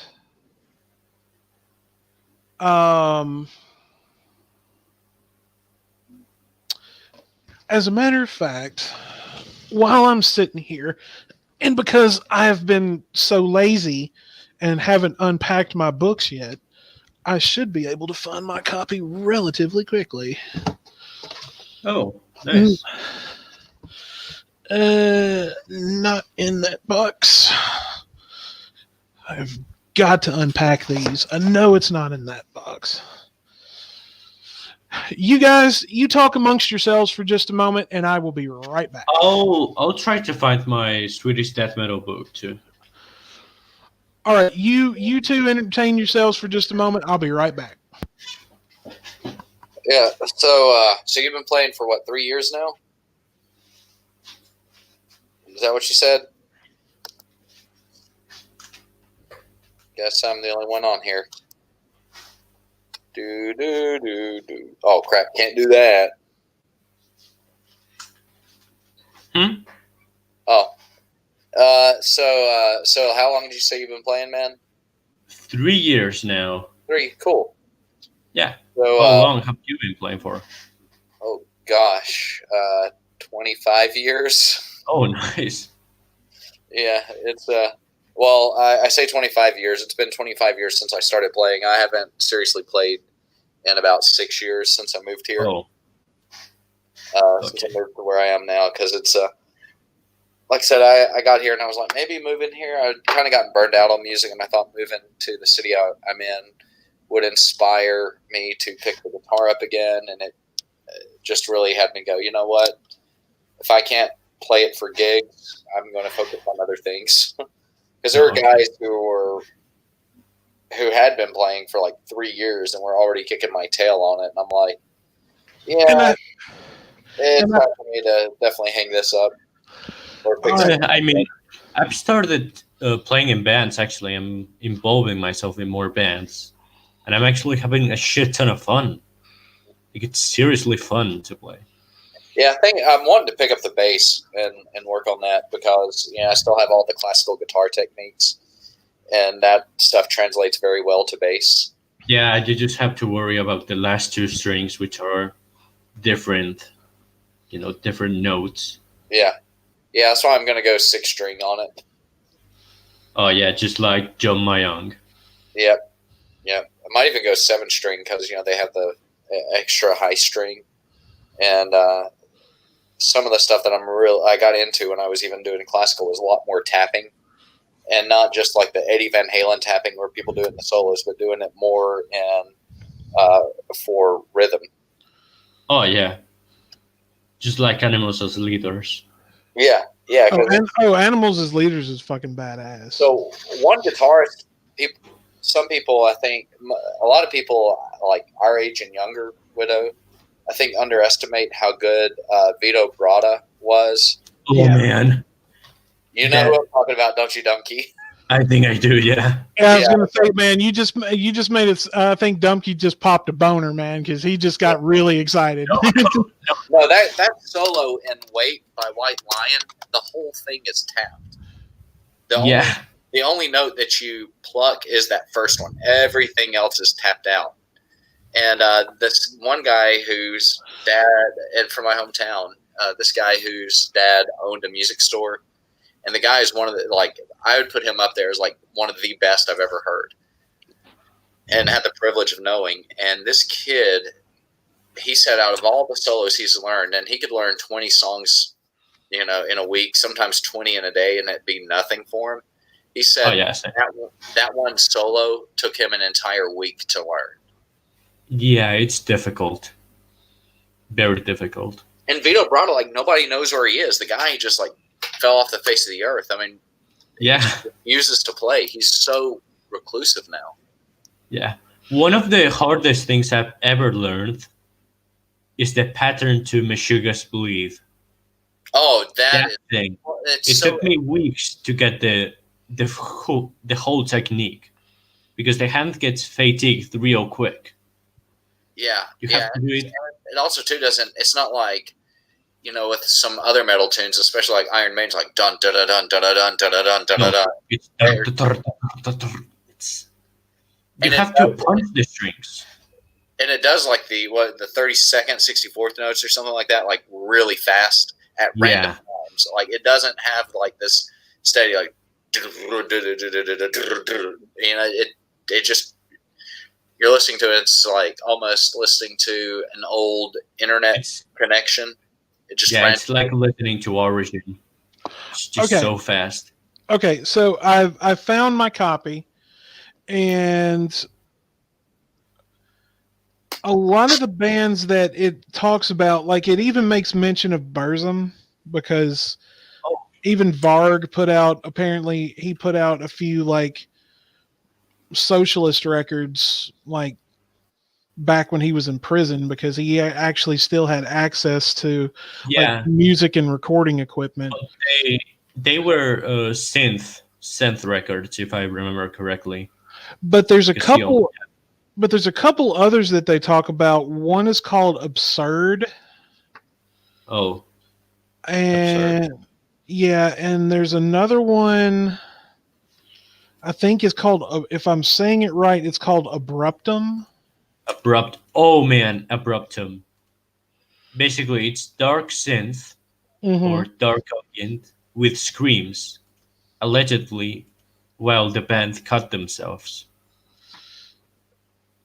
Wow. Yeah, it's like Stalag, if you know who Stalag is. I've heard of Stalag, yeah. Just screaming. There's another one called Graveland. Have you heard of Graveland? I think I did, yeah. But yeah, like God, even just sitting here flipping through the book just makes me want to read it again. I got the Swedish death metal book. I found it. And if I have your blessing, I could turn on the camera and show you, I guess. That's completely up to you. Doc and I don't use ours right now, but if you choose to turn yours on, that's completely your call, my friend. No, I guess I'll start it for a second there because... All right, hang on. Let me... It's way too high. Okay, so this is the book. It's pretty hefty. It's a real chunker. It's really heavy. Golly, that is thick. And basically, as I told you, the last 250 pages are dedicated to just bands that were in Sweden at the time. As you can see here, it's just a list of bands. And the book has like 3 chapters about black metal. So it's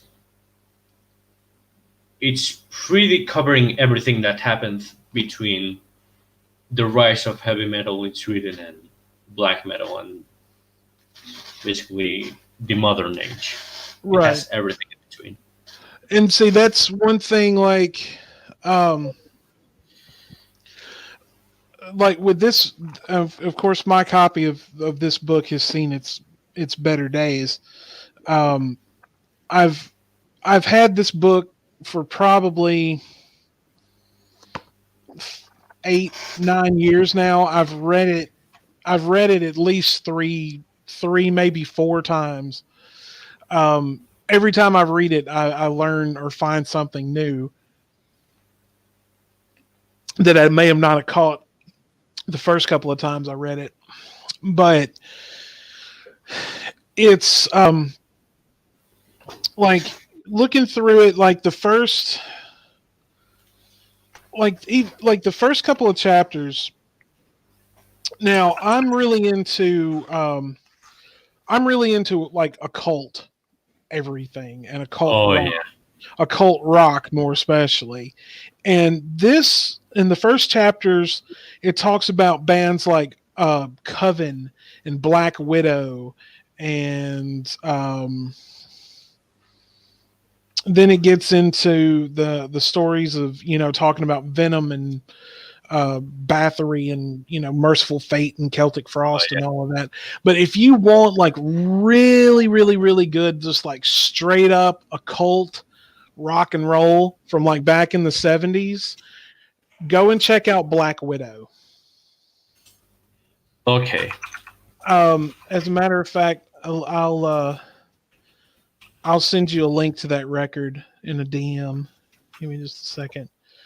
Um, and see, that's one part or one genre of metal that Doc and I have conflicting opinions on, because I know he's not really into black metal at all.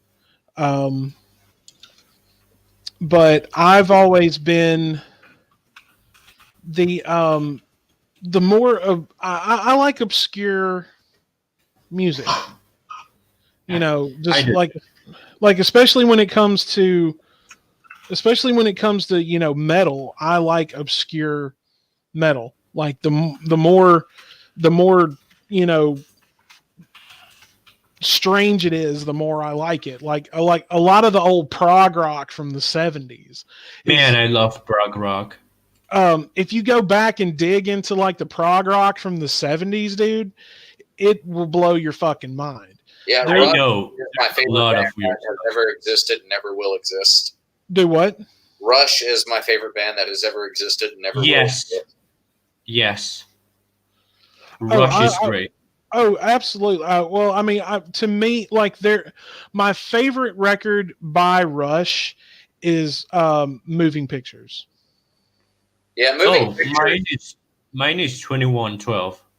See, yeah, mine is like depending on the era. Like I'd have to say that I've kind of got three that are up there for me. Mm. One of them is Counterparts. The other one is Power Windows, and then I really enjoy Clockwork Angels, and that was their last full length album. What was that one that Oh, they yeah. put out? What was it? 1918.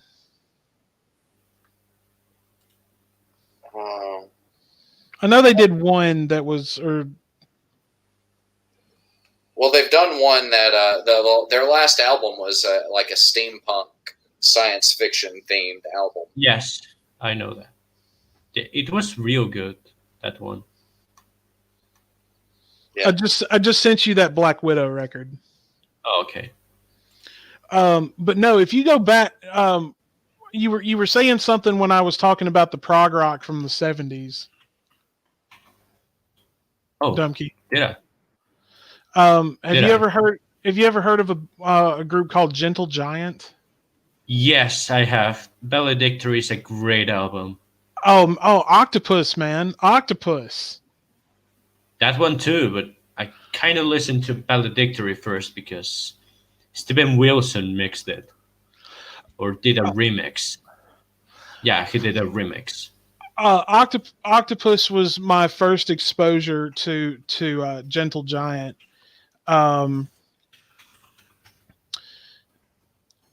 But like I said,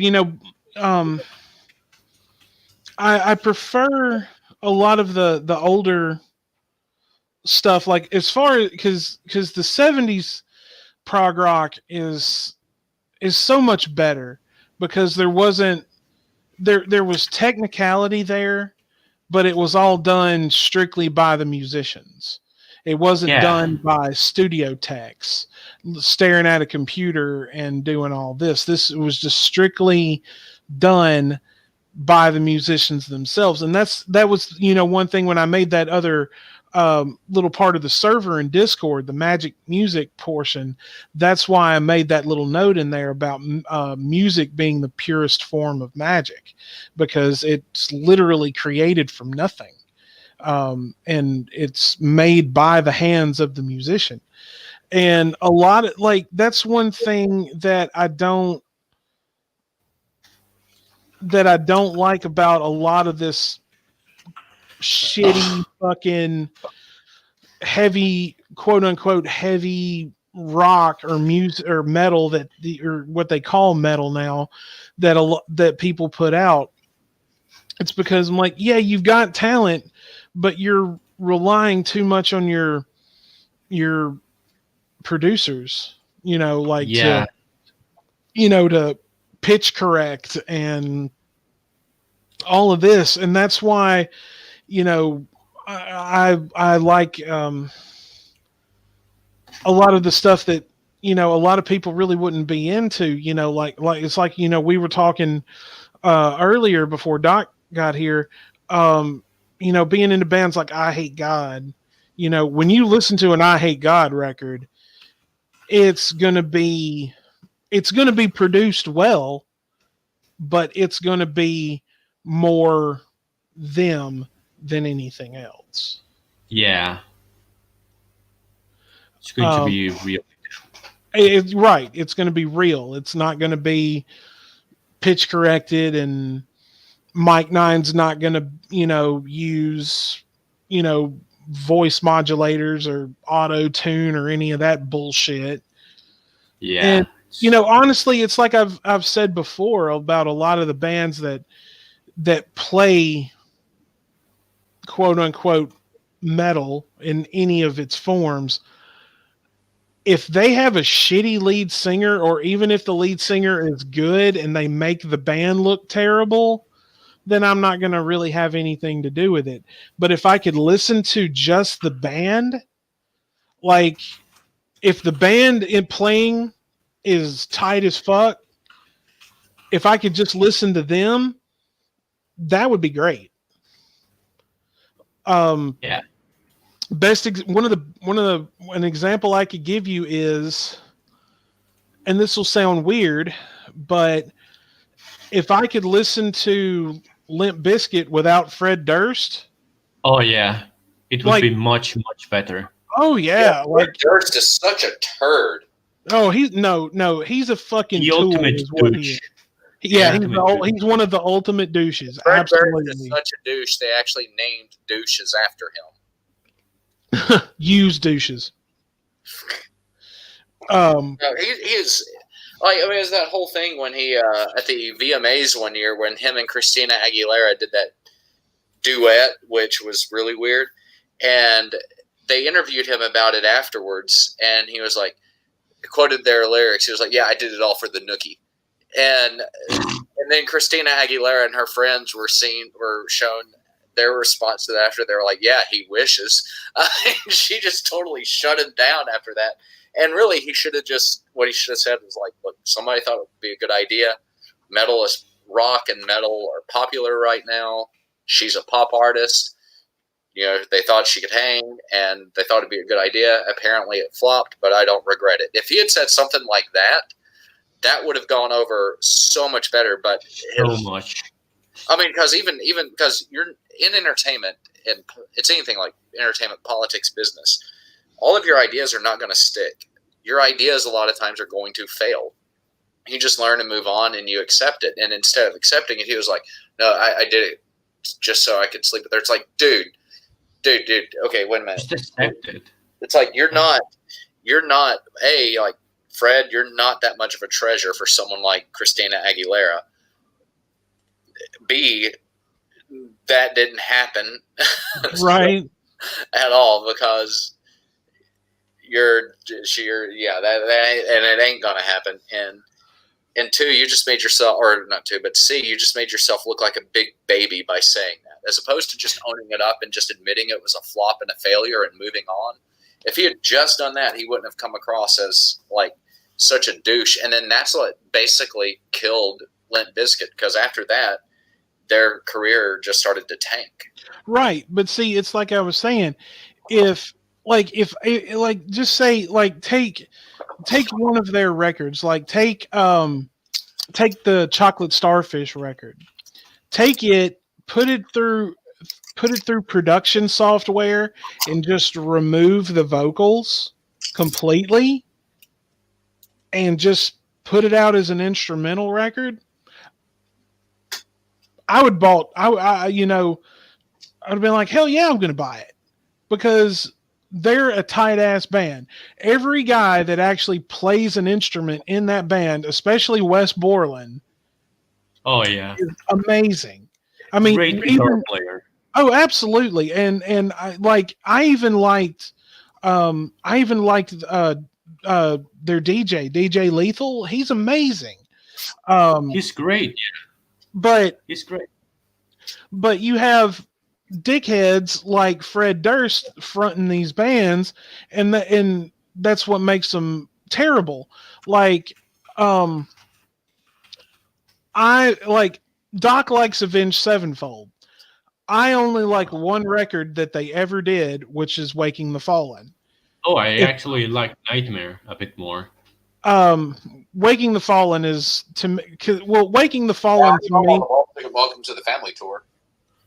Oh yeah, that song. I used to watch a Friday the 13th VMA or animated music video, I think, with that song in the background. So much time, so many times. But like if like, Waking the Fallen to me was like their only good one. If I could listen to them now without M Shadows, I would buy their records religiously because the band itself is great. I just don't like him. He ruins their records for me because His voice he is unique, I well no guess. he went from being able to scream his goddamn heart out on like he was on Waking the Fallen to sounding like a complete d bag. Because like I'll give you an example. I was working um, back when Hot Topic was actually selling shit that was worth a damn, like death metal shirts and black metal shirts and all that shit. That's actually where I got my Immortal shirt from when I was working there. Which Immortal, another great fucking black metal band. Abath Occulta is the fucking man. Oh Um, yeah. I would love to see. I would love to see Abath live. I would absolutely love that. Oh, a Um, bath. I would love to see that, but I would love to see Immortal get back together because Damned in Black and Sons of the Northern Darkness are two of my favorite black metal records. Um, but I was working there, and a guy that I worked with, he was really into Avenged Sevenfold, and he played Waking the Fallen for me the first time. And when I heard it, I was just like, man, that's kick ass. And then, like a year later, City of Evil was about to come out. And I remember I came in, I was working with my boss that night, my manager, me and him were closing. And he's like, we just got City of Evil for the stereo. I haven't even put it on yet. I was waiting for you to get here. And I clocked in and he was like, okay, you want to listen to it? And I'm like, yeah. So he put it on and Backcountry started. And Oh, that's he opened his mouth and my boss looked at me and I looked at him and we both were making the exact same face like what the fuck are we listening to right now? This is fucking terrible. And yeah. I'm like I haven't been able to listen to them since. Like I've heard snippets here and there, but I'm like I can't. They got back to the roots with the stage. Yeah. That song is great. Well, and I think the biggest mistake they made with the stage was the marketing, because that was at a time you had Beyonce and some of the others not even doing any marketing, just releasing an album and saying, here it is. But the problem is Beyonce and the other artists who done that were all pop artists, so they already had mass media exposure. You can't do that in metal. In metal, you absolutely have you have to advertise. Yeah, you have to have Yeah. the promotion. You have to advertise. And I think the big problem that that they had is that they took that gamble and obviously failed, because The Stage is a fantastic album, and but it It is. It was marketed wrong. It's an ambitious album as well. I mean, it's doing this whole thing where they're talking about like computer sentience and AI and like all sorts of stuff. It's kind of as ambitious as Metropolis Part 2.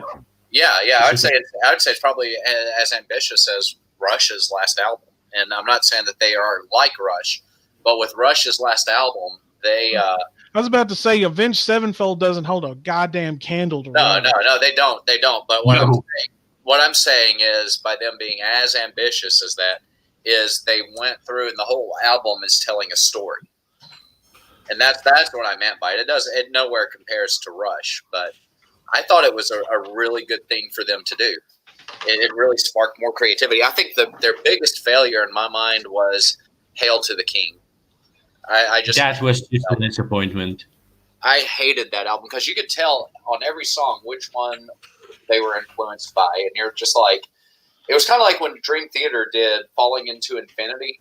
All of their fans were like, "What is this?"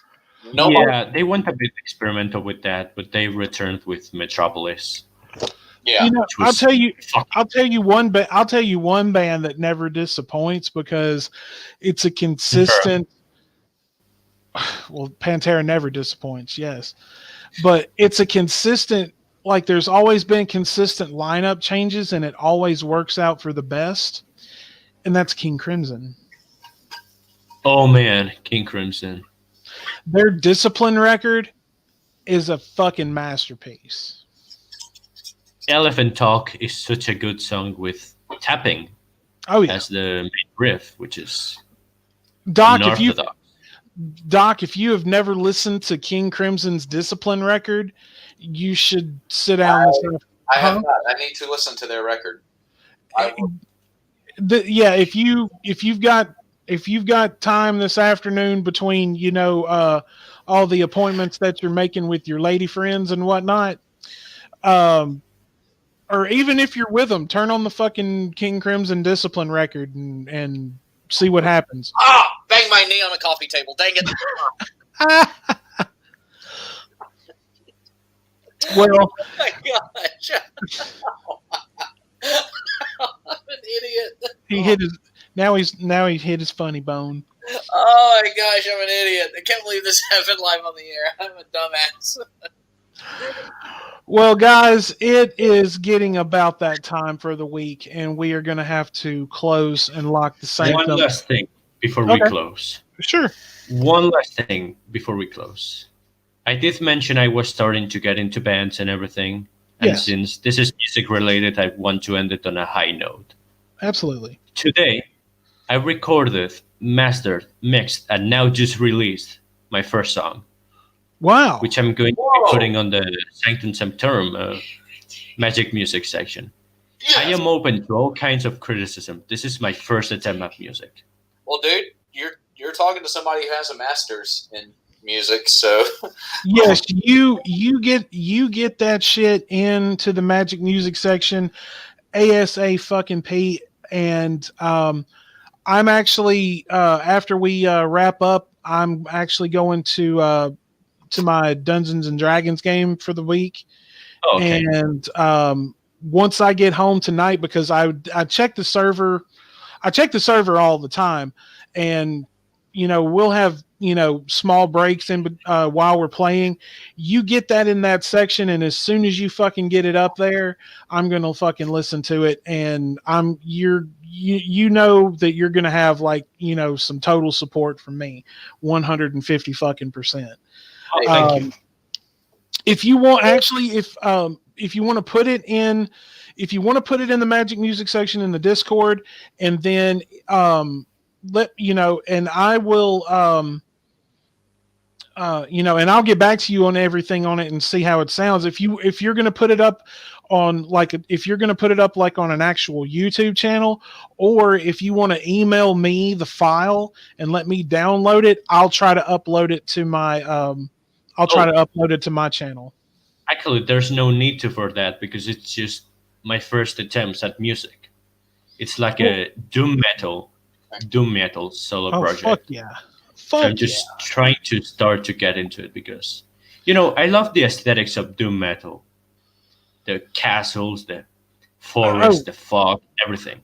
Oh, right. I mean, you can't beat like kicking back and listening to that first Candlemass old album. I was going to say Black Sabbath, but That was um, too. but yes, get that in the server ASAP, because I definitely want to hear it, and I will and I mean, even after I leave the studio and everything, if you and Doc want to talk some more after we're off the air, that's Yeah, fine. absolutely. And Doc can tell you how to get in touch with him and all of that. Um, but Okay. but we are going to go ahead and we're going to close the Sanctum for the week. And remember, everyone, bonus show coming up Monday or Tuesday, more than likely Monday, with Wanderer and myself. And then a week from tomorrow, a week from not this Sunday, but next Sunday, Doc, Wanderer, and myself, we are all going to be back in here and hanging out with everybody. And apparently I was a robot for as far as the sound goes for just a few minutes, according to Rage. But Yes, you were. my bad. I'm still getting used to this headset that I've started using. I mean, it works a lot better than just like my mic on my Chromebook, but Yeah, you just gotta get used to it. but we are going but once again, everybody who's come by today, Rage, Sterno, Scud, Faith, all of you, thank you so much. Of course, we love every single one of you. Dumbcky, thank you so much for coming on. It has been my friend, we will definitely when Wanderer can be here with us, we're definitely gonna all four reconvene, and we'll get another music discussion going here for sure. But it has been an absolute pleasure to have you, and look forward to having you back. We'll probably put together a panel show here within the next few weeks. And of course, we always have a few of our past guests on to join us for, whatever we want to get into and whatever kind of shenanigans just happen to occur. But Doc hitting his knee or dropping a plate, or, it's usually him that's, getting hurt or making some kind of random noise during the show anyway. But everybody, thank you so much for tuning in and attending the Sanctum this week. So go, if you and real quick announcement, we have made it to 86 subs, you guys. 86. We are slowly creeping up toward that 90 mark, and we are slowly making it up to that 100 mark, guys. Everyone who is subbing to the channel, listening live or listening later on, we really appreciate your support. It means the world to us. And if you know anybody else that would enjoy some good discussion and having a good time with us every week, send them the link. We would love to have them. Love to have them in the chat. Love to have them listen live, because everyone is welcome here. Because this is a place where we can just be ourselves. So, but guys, once again, we're going to lock it down for the week. Doc, you got anything you want to add before we close? Nope. Appreciate it, y'all. Look forward to next week. I'm looking forward for next time. Yeah. Well, do you have anything you want to say to the listening audience before we close? This show is great. How are you doing now listening to it? Well, we certainly appreciate you, Dumbcky, and we appreciate your support. And like I said, we're definitely going to have you back on for sure.